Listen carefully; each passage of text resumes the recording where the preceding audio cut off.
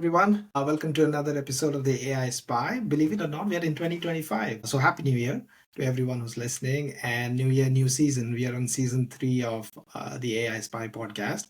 And we are kicking off 2025 talking about a very important topic. Firstly, if you're listening to this, we are in the month of February.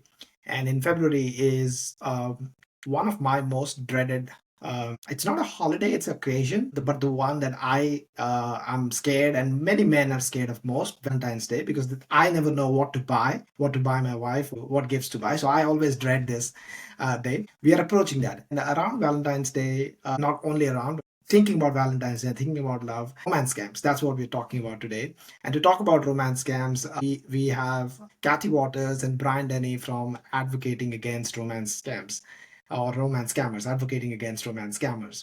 So, Kathy, Brian, welcome, welcome to the AI Spy.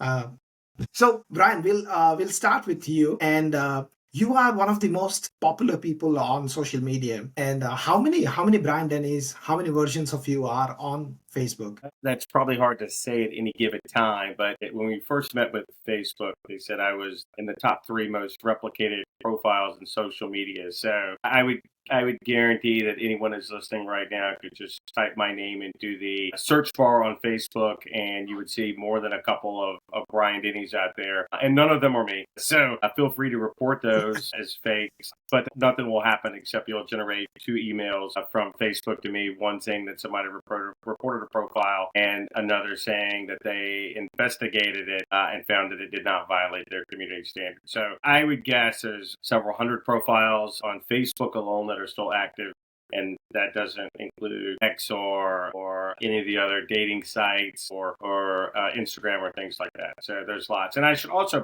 go back and add to a point you made earlier. Yes, it's February and Valentine's Day and my wife's birthday, and I'm a very happily married man. My wife's birthday is in February as well. So this is a month filled with peril for me. So I've got 2 chances to get this right or 2 chances to get this wrong. So, I like my odds this year. I'm going in strong for birthday and Valentine's Day. So I'm excited. Thanks for having us on. So I jumped in a little bit. Usually, Brian Denny is one of the most catfished people. His identity has been used multiple times to create fake profiles, which are then used in different romance scams to reach out to victims. But before we go there, let's start with your origin story. So, Brian, you have a military background. So, how did you get into fighting against romance scams? So I got into it the old-fashioned way after serving 26 years in the United States Army. It was in July of 2016. I realized several of my photos had been taken and used in this kind of thing. And I found out by someone reaching out to me on LinkedIn. I was just leaving the Army. I was doing the job search, and a lady contacted me and said, "Hey, I think I've been talking to you for a couple of weeks. I think you're coming to spend some time with me in Canada." And I said, "No, none of that's true. We've never met. I've never spoken with you." And she forwarded me some photos, 4 photos that had been from a recent vacation, and then some photos that were part of the Army the government had used when I was deployed and things like that, and had a speaking role in the Army. And she said, "Well, you should go to Facebook and type your name into the search bar, just like I suggested you guys do, and see what you see." And there were double digits of me in social media. And at that point, I realized something very wrong was happening, and I was going to start to police this up and get all these fake profiles off. And I was sure that Facebook would be happy to hear from me and assist in this cause. And it did not work out that way. And Kathy, how did you? I think you guys run AARS together. So how did you find your way into scam prevention, romance scam fights against romance scam? Well, my mother's friend was in a relationship with somebody. It was a soldier, and they were going to get married. He was going to retire. They were buying a house together. Everything sounded kind of too good to be true. I thought I'd do my due diligence and look into it. She showed me a picture of a gentleman on Facebook. He was in his uniform. So I was able to look him up. His name was Ross Newton. But when I looked up the picture, it was Brian in his uniform, and it had his last name here on the badge. It said Denny. And I was like, well, that's not Newton. So I looked up Army Man Denny on Google, and I found Brian's LinkedIn. So I messaged him, and Brian was messaged me back a couple of days later and told me that, yeah, this has been going on for about 6 months, and he's reported accounts. They're not coming down. And really, that's kind of what started everything. I got kind of fascinated in it and wanted to research it. You hear about the romance scams, but you don't really dive into it unless you're affected by it, unfortunately. And so that's what we did. We had no idea how many people had Brian's photos, how many fake accounts were out there. And lo and behold, I mean, we found thousands of fake accounts, and we're still finding them to this day by the hundreds and thousands. Yeah, great. And that's the thing with scams, whether it be romance scams or any kinds of scams, we always think that it's never going to happen to us, and until it does.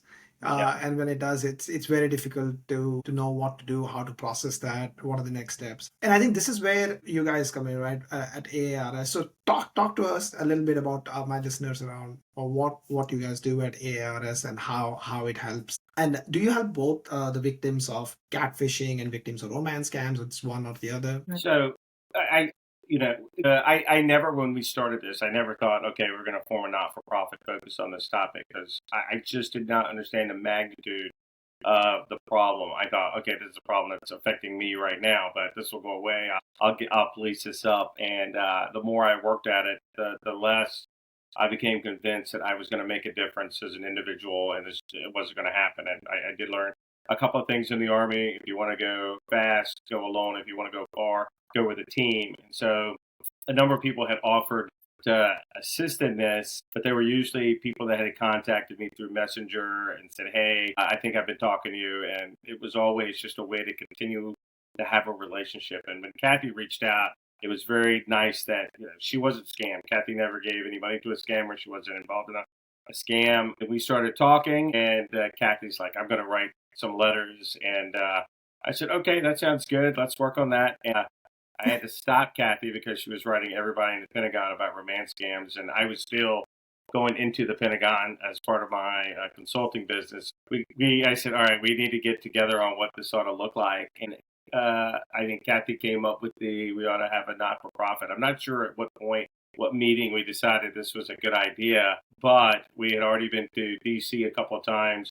We'd already met with Facebook and had discussions with them. I think we'd been to the Pentagon at that point, but we were having all this engagement, but it wasn't under an umbrella of something that we could say, yeah, this is who we are and this is our webpage. And so naturally, a not-for-profit that we could kind of advertise, this is what we are, this is what we're about, this is our message. And it kind of got started from there. And we started with a couple of things in mind. And that was to educate and talk about romance scams is number one, because that's the one thing we can do. We can talk about a lot of things that you can do once you've been scammed, but if we can talk about it, get the message out, and prevent it from happening, then we're that much ahead of the power curve. And we talked about bringing justice to to those that perpetuate this kind of crime. If we could find a way to have those people prosecutors, and that led us down the road of having a case opened up with the FBI, and they were taking a look at. They thought it weren't merited, to open an investigation, and so we went through that process. And then the third thing, and I'll let Kathy, jump in, and that was changing or modifying Section 230 of the Communications Decency Act, which says, we won't allow people to go after the social media platforms for what gets posted on their page, because we want to encourage the development of the internet. And so Kathy can expand more on that and how we've tried to shape that through some dialogue with elected officials. Yeah, and Brian and I had a few meetings already down in DC, and we didn't even know that there was this law in place until I believe it was Feinstein's office that had informed us of this Section 230 that was out there, and it doesn't hold social media liable for anything. And, we started off thinking, how do we go after these scammers? But it's significantly difficult to go after the scammers since most of them are in another country. A lot of red tape through, with the FBI trying to get over to other countries and working with them and bringing them back to the scammers back to the United States. So we thought, where do we start with this? Well, the main thing was social media, the hub that's supporting, these scams, all the messaging, and that's where these relationships are starting. We look more into the 230 and how we can amend this, and what we can say to lawmakers to want to try and work on this.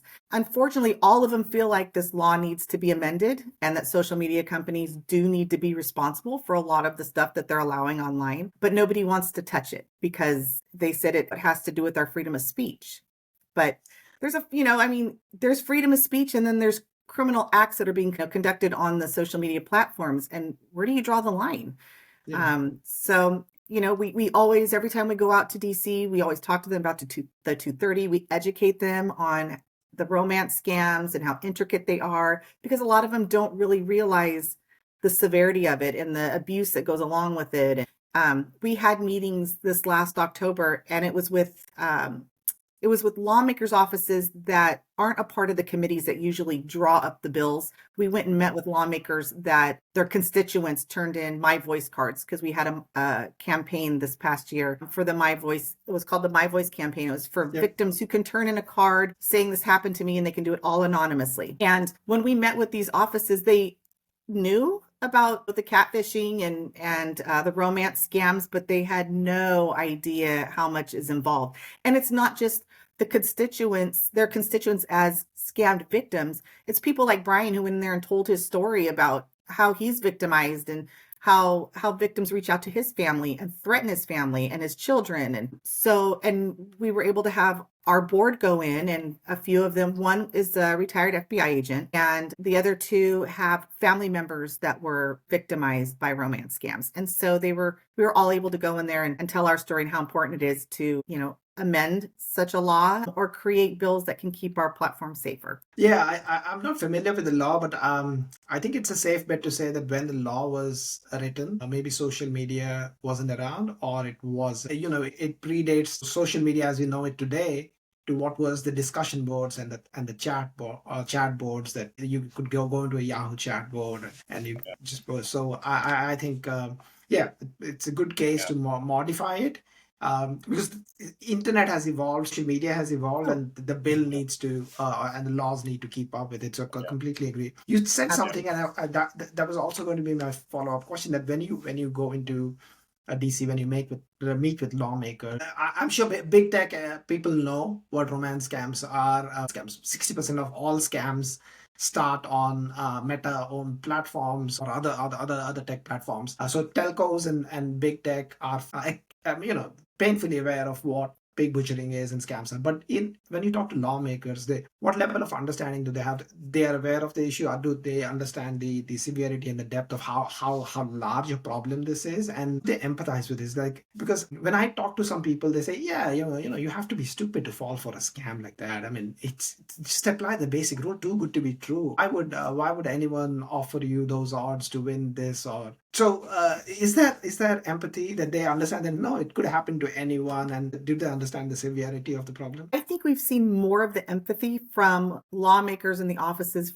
of people who have been directly affected. Like when we were meeting with Representative Kinzinger, his photos have been stolen. He's in the military. Currently, he's in the reserves, I believe. And his photos were stolen and used in romance scams, well, just like Brian. And so he felt they had talked before we even went into the office about doing something about this, about, keeping social media companies responsible. And then when we came into the office, latched onto us and was like, yeah, this is great. We need to write something. We need, so they created a few of them. And then we have been working with Valadeo's office, and Representative Valadeo, he is one of his family members was actually still talking with the scammer, he had said, but they said that he wanted to talk with them because he liked the company. Valadeo said that he wasn't sure if I think it was his uncle sent money, but they knew that he was having a relationship and he liked that partnership. So it just seems like the ones that have really taken on wanting to do something are directly related. So it's so important for us when we go in there for them to feel what we've gone through and know what a big problem this is.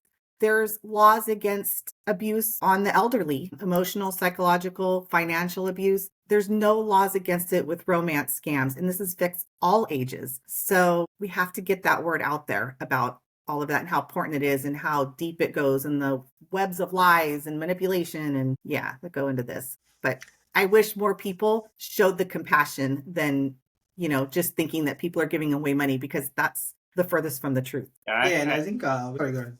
No, I was going to say, and I would go, Kathy is very polite and very kind. And I would go one step further and say, we've been to DC, 5 times now and met with elected officials. And the attitude has ranged from, I'm with you. I'm one of the people that are used in the scams to woefully indifferent. And I would say, unfortunately, woefully indifferent and unaware, is the majority. When you're sitting in an office with a staffer and having this discussion about romance scams, and he's twiddling his Facebook keychain, I'm not really sure where this message is going to be. Yeah, I mean, it's like, okay, and Facebook dumps a lot of money into political campaigns. They get people who will tell you that any change to the 230 is a violation of freedom of speech. I would say if it's a crime, in the streets, if you can't, if you should not be able to conduct criminal activity, you can't do criminal activity on a bulletin board downtown. Why would you be able to post anything and everything on social media and conduct criminal activity? And that's what this is. And so they have their teams that will argue that, they shouldn't be censored, shouldn't be modified. And ultimately, we started pulling off the FBI's own data on what this looks like in a state-to-state basis in terms of money lost. They listen when you talk about money in their constituents. But by and large, it's still a problem that I don't personally believe enough people take seriously. They look at it with that, how silly could you be? You did this to yourself. You gave money away. And I do see how if you're uninformed about who they target, if you're uninformed about the brainwashing and the relentlessness of it and the state of mind of the people who are, taken advantage of in these kind of things. And it's not, we've met very, very smart people, very articulate people who are, who are fooled into things like this. But it's from my perspective that, you shouldn't be taken advantage of just because you are a female widower late in your life looking to share experiences with somebody. That doesn't, that makes you vulnerable for crime. That doesn't make you, a person, that you need support. You need some protection, not being thrown to the wolves. And from my experience, in 8 years of doing this, we just throw a lot of our people that should be in the twilight of their life and enjoying the fruits of their labor. We're throwing those people to the wolves. And as a society, I find that unattractive. Yeah. To say the least. Absolutely. I'll say two things. I was talking to a gentleman last year. He runs a cybersecurity company in the UK, and he said something that if we collectively as a society don't do something about romance scams, we are essentially, it's our inheritance gone. Think of it that way. If that motivates you, let that be your motivation. Do something there. Because you do nothing, you're pretty much signing off your inheritance to some scammer. Right. The second thing I want to say, and wanted to build upon the idea that Brian, you were saying that, if you wouldn't allow something to happen on the street, why would you allow that to happen on the internet? And earlier when we were talking, I was telling you this, that, the tagline that you have for AARS, don't talk to strangers online. It's the same idea. Like when we were growing up, our parents would say, when we would go out onto the street and play, they say, hey, don't talk to strangers. The internet is the new playground for our children, for everyone. So there has to be the similar kind of rules that need to be applied. And I think people who run these platforms need to be held accountable. I'm not saying held accountable as in punish or fine them, but let's build a better platform. We want people to come have a great time. It's like if you have a bar, a restaurant, you want people to come feel safe, have a great time, have a great meal, go home. At a concert, you want people to come you want to put up a great show, you want people to enjoy. So why is Facebook or any internet platform different? You want people to have a great time, make friends, connect with family, feel safe. And if that's a problem, then let's fix that. So when we say held accountable, that's I don't think we're asking much. That's all that people are asking for. Well, especially when the technology is already there. It just, it needs to be adjusted to where certain algorithms, can be recognized. And I've created fake accounts with Brian's pictures, and it recognizes him every time. Where we got a very different story when we met with Facebook, and how if the picture is cropped or if it's shaded, it's not going to recognize him. And that wasn't the case at all. So we wrote a report on all that too. So let me ask you about this. So when you say it recognizes him, what does it do? So if let's say I download Brian's picture from the internet, I think it's easy enough to find. If I download that picture, I go in, I try to create a Facebook profile. and upload that picture, it's going to accept and create the profile. Is that what it means, that it's Well, it recognizes? definitely will. But when I created one, it tagged Brian's name on it. It recognized him. Okay. And then when you upload a picture, the way they tag it as an individual. Okay, I see. I yes, understand. so it recognized, Okay. and I had cropped the picture. I made it black and white. I did everything they said that it wouldn't recognize. It recognized him. So we did a lot of debunking with different things like that. We built an account, and the only friends that it recommended of Brian's were people that were in Ghana and Nigeria. It's amazing that the things that are allowed and can be allowed and that can be stopped too. So Yeah. Yeah. So I think the idea what you're saying is, when you as a user, you upload a picture with your friends, it looks at those images and say, hey, this is Sharon, this is Becky, and whoever. And why can't the same technology be applied, same tagging mechanism be applied when you're creating a profile to see that, hey, this is actually a person that we know. It's not Norman West. It's actually Brian Denny, and we won't allow you to create that profile. So that stop was them. in our, early on in our second meeting, they said, Facebook said, well, we acknowledge romance scams, and if you could give us the most used pictures, and at the time, there were 24 pictures in total that were used repetitiously in scams. Always 5 or 6 that were like the top pictures, and then, they would just smatter the other photos in as background. And again, a combination of photos that they've taken from me, stuff that I got tagged in that I hadn't posted, and then stuff that were Department of the Army pictures from some of my deployments and being stationed overseas. And so we gave those to them. We worked hard and we said, okay, we went back to the hotel, sat down, and came up with, these are the pictures that are being used. They're like, great. We won't allow any new Facebook page to be started with these pictures. Brian, you can't start any new Facebook. I'm like, I'm not starting any pages, right? Yes, do not allow any new profiles to be started with these pictures. And so we go home and we go, all right, let's wait and see. Well, here's some new ones, and they're still using those photos. Here's some new ones. And so we said, hey, we don't really see a difference. And when we got back, well, we can't really provide you any metrics or prove to you that there aren't any pages being built. And I'm like, well, how do you know it's working? They didn't know it was working.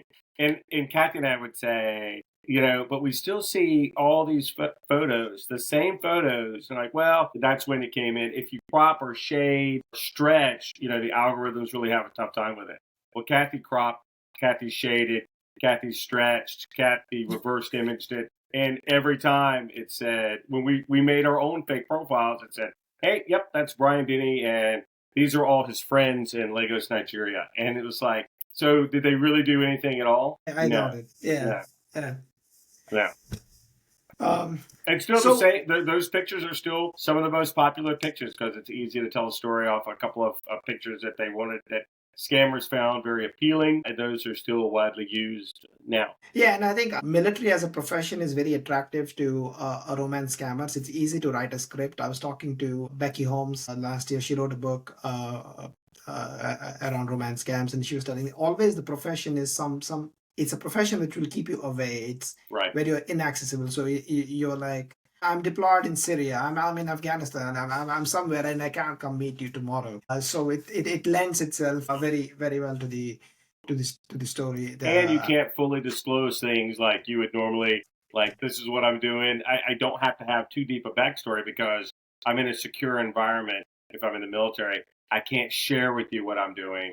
I can't send you pictures of what I'm doing. And I'm sorry, I don't have a stable internet connection, so we can't Zoom or do some kind of video call. So, it works out. That's a scammer's. There are some great cover stories, and being a military person deployed is just ripe for this kind of thing. So, one of the things on your website, I think, is a great resource. You have this section with the images, and not just your images of other people's images that have been catfished. So, it's if, let's say, one of my listeners, you suspect that, hey, just go to AARS, look up that library and see if any of those pictures match. We would love automated systems to do it, but given the lack of that, I think we can, as humans, just research, do a little bit of our research. I think that's one thing we can do to protect ourselves against romance scams. What are some of the other resources, either on your website or elsewhere, that people can use to safeguard them against romance scams? We've created a few different tools that are on there. I mean, the whole website, whatever you find on there, anybody can take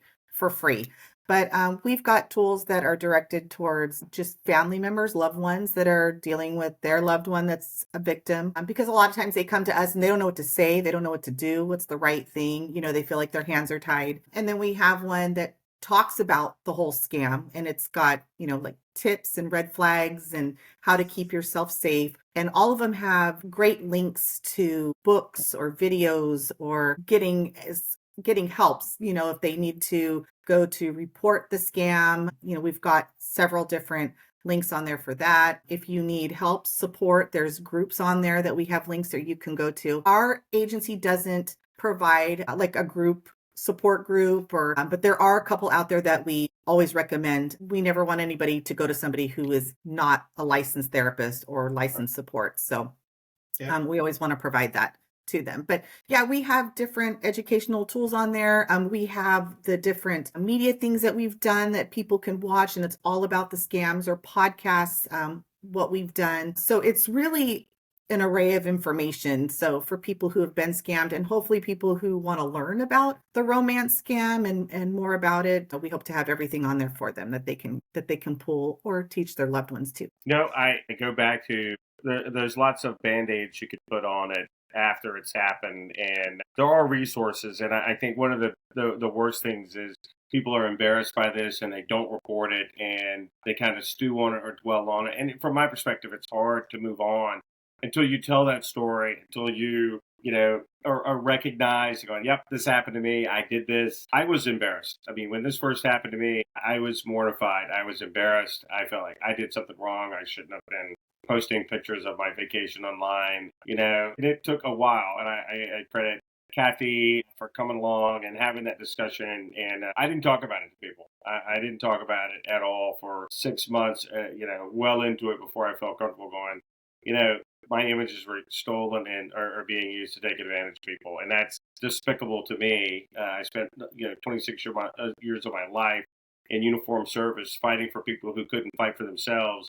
And now those same images are being used. And so it's really in a catch-22. I am really angry that this happened. I think there should be justice. I think people, that allow this to happen on their platforms that have not, especially when they know this is happening. They know it's happening. Mm-hmm. They've done nothing to kind of curtail it. I think there are some repercussions that ought to happen there. And so we can talk about all that. But at the end of the day, if we can educate people on the platform, so it on our site, so they know this is a real thing and know that there are dangers. To playing in that playground, as you said, that's a great way to look at it. What are the playground rules? Don't talk to strangers. Don't give money to people you don't know. And if you know somebody online, do you really know them at all? The answer to those questions is no, right? But we miss that, right? Because people are vulnerable and people need that kind of connection and are lonely. And internet crimes at large take advantage of those people that are lonely. It shouldn't be a crime to be lonely. It shouldn't be a crime to want to have some connection with someone. And because people are looking for that, their lives are being forever changed and not for the best. Great. So we are coming up on time, but I'll ask you one last thing before we end the show is what's the 2025 outlook look like for AARS? What are the things that you have planned? Any new campaigns that me and my listeners could be on the lookout for? So I think our focus this year is going to be education, and we provide a lot of education, but we're really going to push it out this year, and only because the only people that really look for the education are the ones that have been affected. And we want people who know about it, but aren't aware of how intricate it is to learn about it. And we want to put this in front of everybody's faces. And we're going to try our best to get that education out there and to get everybody supported as much as possible. And working on a piece of education every month. And at the end of the year, providing a little booklet, a free booklet for law enforcement, for families, anybody to download and have for their own education. So it would be great if schools would pick it up. Because we're seeing, younger and younger generations falling for this too. So that's one of our big things. And then writing a comprehensive report from our campaign last year on the My Voice. We got a lot of good information from that. Of course, it's not going to be the victims' names, of course, but it's going to be where did the scam initiate from, how old they were, what part of the country they're from. So we got a lot of good data on that, and that's going to be a great tool to use when we go back to DC at the end of this year. Yeah, that's always brilliant if you have data from the victims to understand what makes us vulnerable. Are there any particular traits, any commonalities across the victims that could help us protect others in the future? And that's what they want to see. They want to see numbers. They want to see facts. And you can't just go in there and just tell your story. They actually want to see numbers. And that's what we want to provide to them. Yeah, and I think the educational booklet for the law enforcement, that's a great idea as well, because I'm just thinking if you're a local police officer and someone comes to you and say, hey, this is what happened to me, you'll be scratching your head. I'm like, okay, but I understand, but what do I do? I don't know if they have all the answers. They know how to process that and how to help you, or even if they want to. So yeah, having that information, that educational content would be great. We will add as part of the show notes the link to your website, some of the other content that's on your website and on LinkedIn. So we'll add that all into the show notes throughout the year on the AI Spy page, and also through my LinkedIn page. We'll share with our listeners. So do look out. If you don't follow AARS on LinkedIn, please do so. It's there's a lot of nice content that's posted. Also on YouTube, check out. They have very small videos of victims, victim stories. Listen to those whenever you can. Brian, any last thoughts from you? So no, I was just going to say we're going to Vegas, but I like Kathy's idea of what we're going to do in 2025 probably better. But to your listeners out there, I would say, please, again, if you think this won't happen to you, then look left and right. Go talk to your sister, your aunt, your mother, your grandmother, your best friend. Talk to people about this and let people know that this is a real and life-changing danger. And, kind of how you and I started off with at the beginning, playground rules are in effect, right? Don't give money to strangers. And again, if you only know somebody online, do you really know that person? And the answer is no. And just think about it. Think about it. Talk to your friends about it. Don't give away your life savings for somebody that you don't know. Yeah, thank you both, Kathy and Brian. Thanks for taking time out today. Thanks for talking to us, and thanks for sharing your insights. Everybody who's listening, the episode is going to be available on Spotify as well. If you want to listen to your podcast, it's available on YouTube and anywhere you get your podcast. So please subscribe so that way you don't miss any episodes. And that's a wrap on this one. We'll be back again with a new one shortly with another A-list financial crime, scams, and fraud. Until then, signing off. Bye.